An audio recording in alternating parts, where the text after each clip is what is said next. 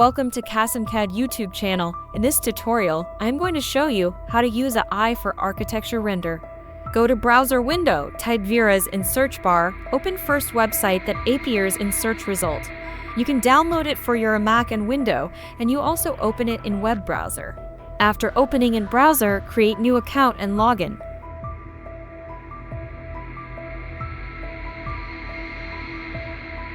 Drag and drop your image, or simply select Upload Image icon, select the model image, and select the Render option and click on Render.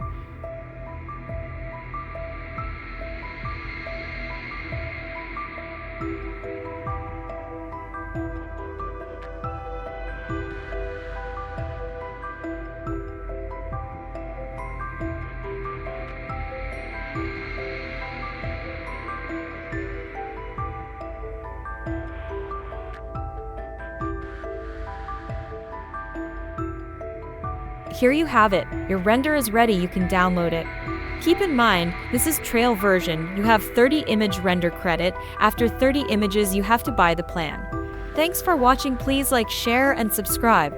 Leave a comment if you have any question.